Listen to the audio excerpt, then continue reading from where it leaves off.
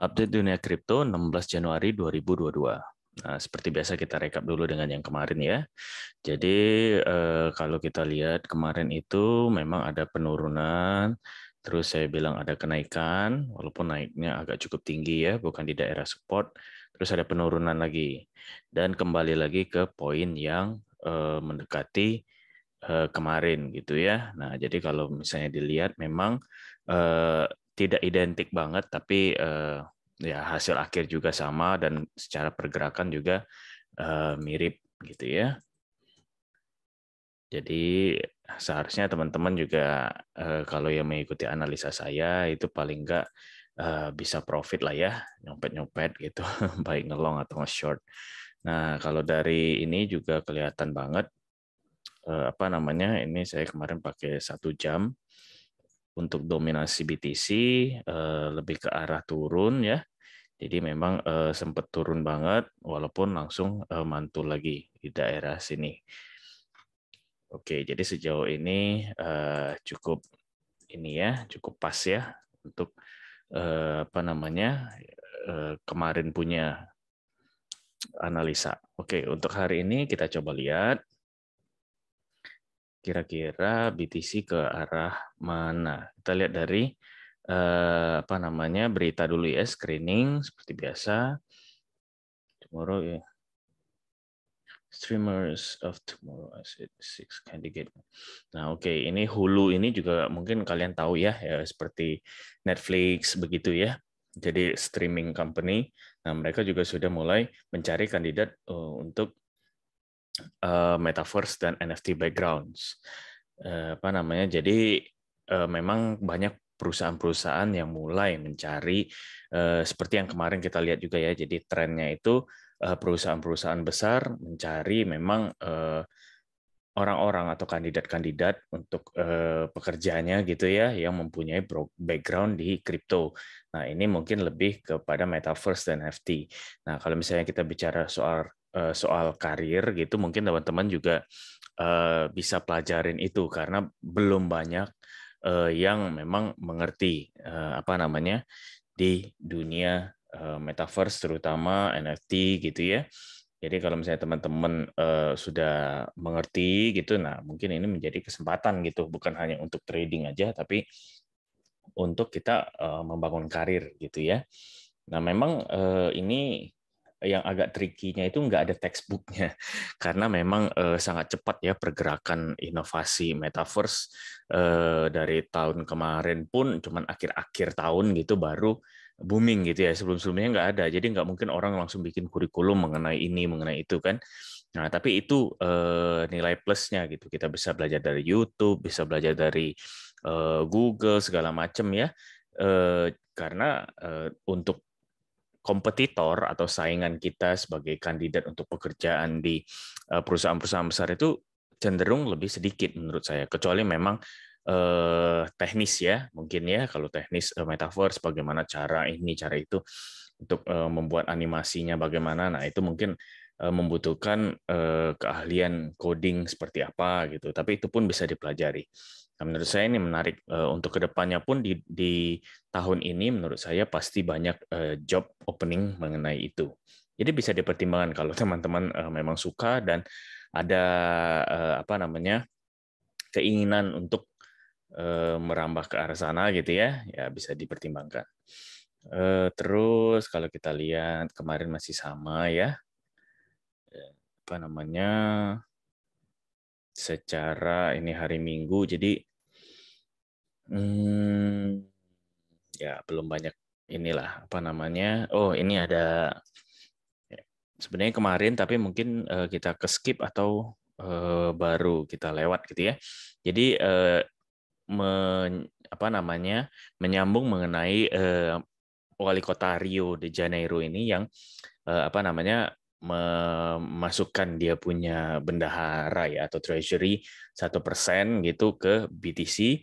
Nah ini dia juga apa namanya memberikan 10% diskon gitu ya kalau misalnya mau membayar pajak dalam BTC.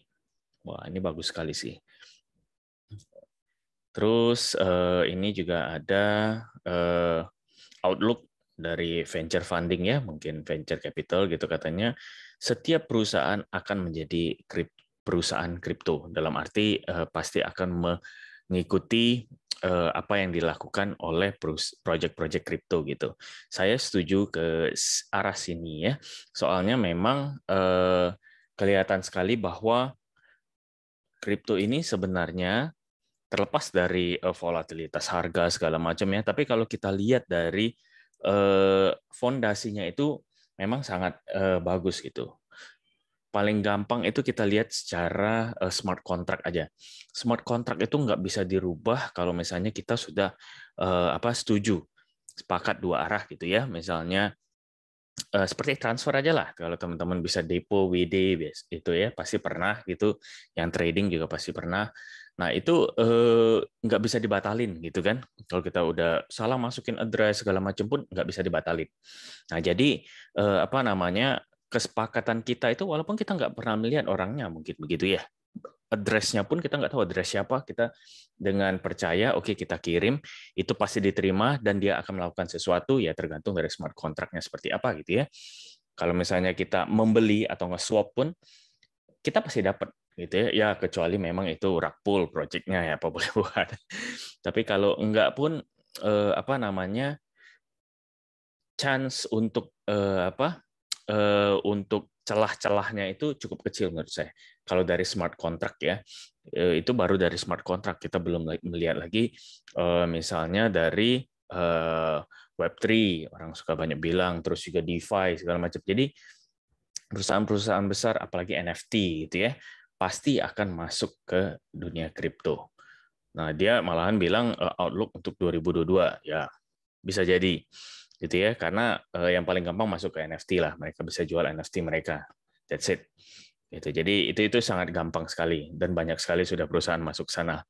Metaverse juga pelan-pelan ya, jadi ya itu bagus sebenarnya untuk kripto, cuman kita lagi posisi secara makroekonomi itu memang kurang stabil, jadi makanya harga BTC itu cenderung begini, masih ke arah sideways gitu ya.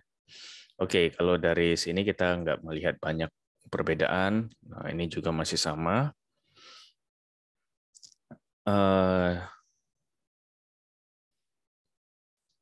Ini apa? CZ katanya net worth-nya itu 96 miliar dolar, gila. Kalau nggak salah sempat ada berita bahwa dia menjadi orang terkaya Asia gitu. Nggak tahu benar nggak ya. Terus ada bearish on cross chain kata si Vitalik di DX. Oke. Ini juga karena melihat Rio de Janeiro seperti ini, dia bilang mass adoption. Ya pasti banyak orang yang paling nggak masuk lagi ke dunia kripto kan. Nah ini ada berita dari Uruguay yang katanya install Bitcoin ATM pertama. Nah itu sebenarnya di Indonesia juga perlu tuh, tapi memang belum ke arah sana lah.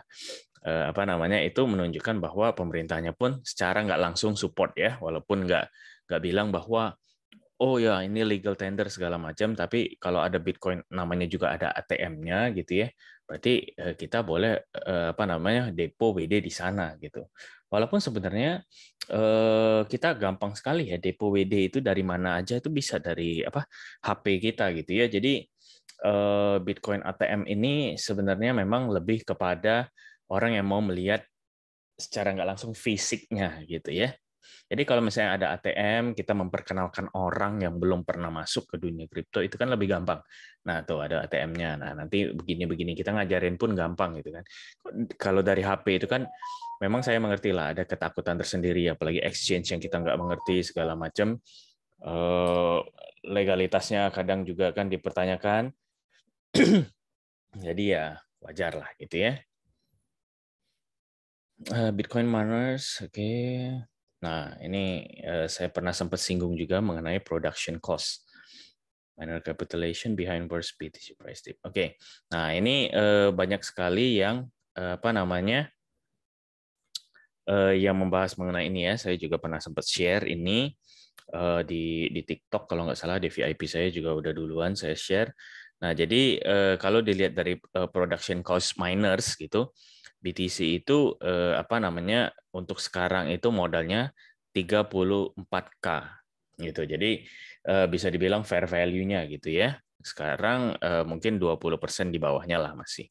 Jadi kalau kita sekarang beli BTC itu jadi kayak kita membeli premium lebih tinggi gitu ya, 20%. Kalau dari segi saham kan kita biasanya mau mencari saham yang perusahaan yang lagi diskon gitu ya, karena kemungkinan naiknya nanti tinggi. Nah, jadi apa namanya, semakin dia mendekati harga modal atau production cost, di bawah ini ada electricity cost itu 20 ribuan, kayaknya agak lebih susah ya.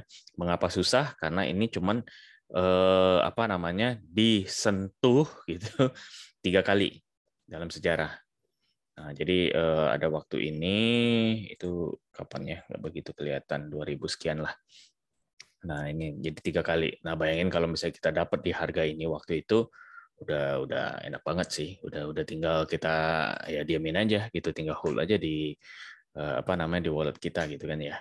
Nah, jadi kalau misalnya memang mau menjadikan ini pertimbangannya boleh, tapi apakah BTC bakal menyentuh ke arah sana kan nggak ada yang tahu.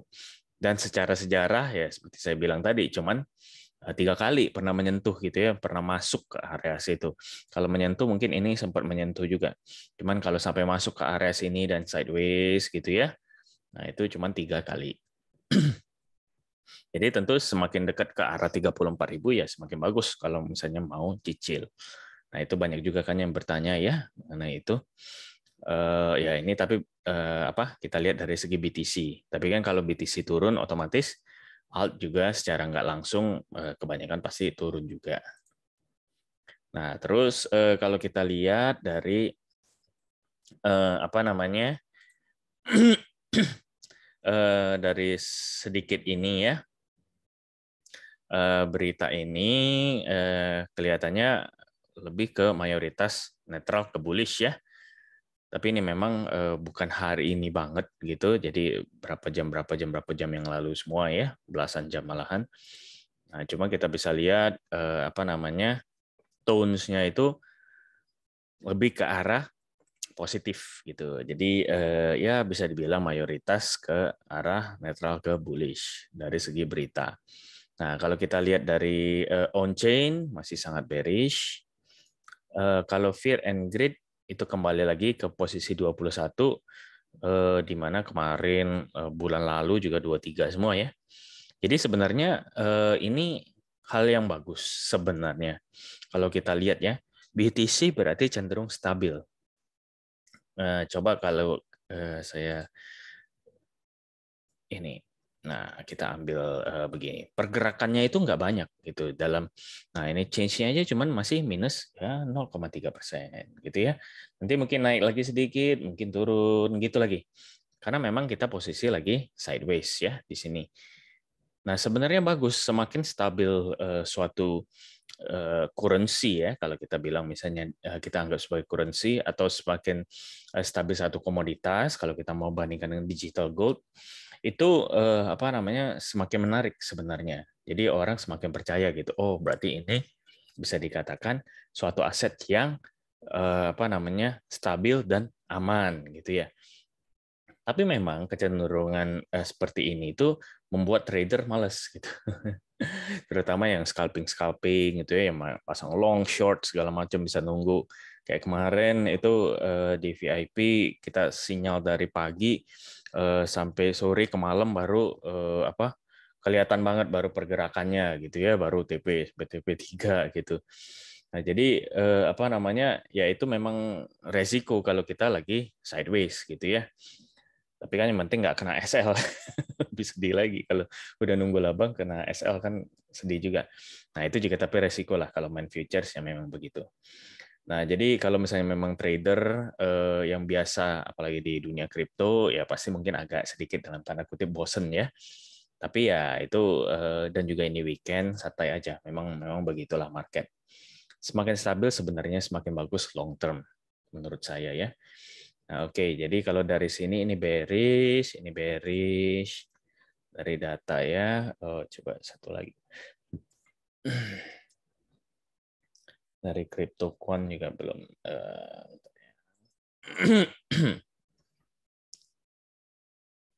Oke. Nah, kalau kita lihat dari CryptoQuant ini juga masih open interest pun ada penurunan gitu ya, walaupun ya cenderung ke flat lah, jadi netral ke bearish juga, funding rate sama. Ini memang makanya kebanyakan sideways, turun gitu ya. Tapi nanti kita lihat secara teknikal. Nah, akumulasi whales juga turun terus, berarti ini bearish semua ya sejauh ini. Terus kalau dari inflows-nya whales, ya masih flat lah ini. Jadi ini netral. Kalau dilihat dari exchange reserve, ini penurunan tapi nggak begitu banyak ya, masih oke lah, masih netral ke bullish lah ini, gitu ya. Nah jadi apa namanya kalau kita simpulkan itu memang mix ya. Oh sebelum saya masuk ke technical, ini ada yang menarik nih. Jadi kalau kita lihat indeksnya dari altcoin season itu 73, berarti mendekati banget ya ke altcoin season ke 75 gitu. Terus kalau secara bulan itu sudah, secara tahun juga sudah 88 gitu ya. Berarti ini memang menarik, altcoin-nya ini menarik gitu ya, dan juga memang sudah makanya ada yang rally juga gitu. Tapi kalau untuk kita lihat dari segi apa namanya, kita simpulkan gitu ya, BTC ini sejauh ini kan berarti lebih ke arah bearish gitu. Ini bearish, bearish, yang ini juga tadi kebanyakan bearish, tapi dari segi narasi berita itu bullish gitu ya. Nah, cuman ini kan narasi berita ini belum terlalu update, jadi saya lebih ambil ke arah mayoritas ke bearish gitu. Nah ini pun slightly bearish ya, mendekati netral, netral bearish lah. Jadi ya memang lebih banyak masih ke arah bearish. Nah ini saya hapus dulu ya. Ini apa namanya? Dari sini kita bisa melihat ada satu ini juga apa namanya? Satu trendline yang menarik. Kalau kita tarik dari sini ke arah support sini, nah ini saya harapkan ini nggak berubah, nggak tembus ya. Ini sudah sempat menyentuh ya, dan ini sama dengan support supply zone 1 jam kita dari kemarin-kemarin gitu ya. Jadi kalau misalnya ini turun tembus ke sini itu memang agak sedikit mengkhawatirkan gitu. Jadi ini harus kita pertahankan. Walaupun karena ini bearish, jadi menurut saya sih lebih ke arah posisinya itu dari sini kemungkinan apa namanya akan tembus ke sini, mungkin agak naik sedikit ya. Setelah itu terus turun lagi, dan hari ini sepertinya akan berakhir di sini. Oh sorry, ini suka kepencet begitu. Nah, ini terlepas dari kita belum lihat preset, cuman saya rasa preset pun sudah pasti ya sell semua gitu ya. Nah, ini sell semua. Makanya saya rasa ya udah pasti lebih ke arah bearish lah untuk hari ini gitu. Walaupun ada sedikit pantulan-pantulannya kemungkinan ya. Tapi ya begitulah untuk BTC.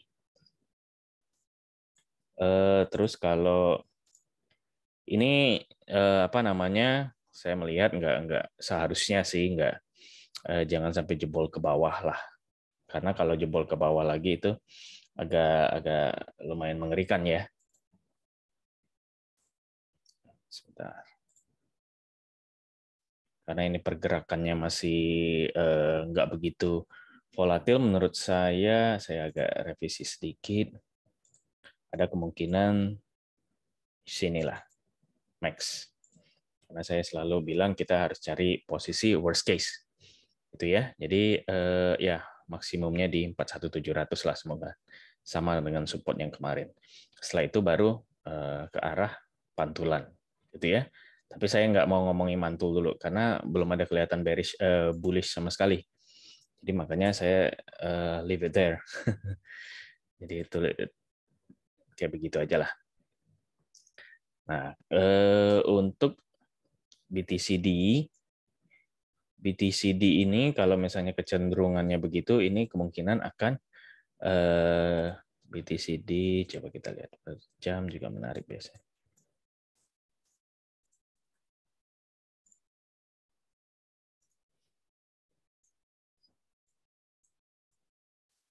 Nah, BTCD ini kemungkinan menurut saya dia akan naik. Jadi dari sini ya paling jauh mungkin sampai sini turunnya, terus perlahan naik. Dan mungkin menembus resisten kalau misalnya memang posisi BTC turun seperti yang kita perkirakan. Gitu ya. Jadi kemungkinan seperti ini menurut saya untuk BTCD. Karena mereka itu belakangan ini sering bertolak belakang gitu.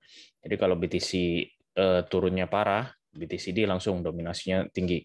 Mungkin karena orang mau jual semua ya, jual altcoin-nya ke arah BTC gitu. Ya mungkin sejauh ini seperti ini. Semoga membantu, jadikan pertimbangan aja, bukan acuan gitu ya. Karena semua bisa terjadi di dunia kripto. Dan analisa lebih lanjut lagi di Your tentunya. Jadi kita sama-sama saling bantu gitu ya, teman-teman bisa lihat sendiri apakah memang cocok dengan analisa teman-teman. Kalau nggak cocok, oke, apa yang harus dilakukan? Kira-kira silver lining-nya di mana? Solusinya seperti apa gitu ya, di tengah-tengah mungkin atau bagaimana, ya itu saya serahkan pada teman-teman lah. Jadi stay safe ya. Kalau misalnya memang nggak harus trading ya nggak usah trading hari ini. Karena hari Minggu juga ya, dan juga bisa spend time dengan family gitu atau dengan teman-teman gitu ya. Lebih inilah, nggak harus trading tiap hari kok. Oke, terima kasih sudah menonton dan semoga teman-teman juga ini ya tetap aman di market. Dan seperti biasa, kalau misalnya teman-teman suka dengan video saya, bisa bantu saya untuk like dan subscribe, serta komen kalau misalnya ada yang perlu saya perbaiki, katanya kayak kemarin gitu, mic saya kurang dekat atau bagaimana karena suara saya kecil. Nah, ini saya deketin. Semoga bagus gitu ya. Kalau misalnya masih kurang, nanti tolong di komen juga, nanti saya perbaikin lagi coba, atau mic-nya mungkin ada masalah atau seperti apa gitu. Oke, terima kasih teman-teman. Selamat hari Minggu. Bye.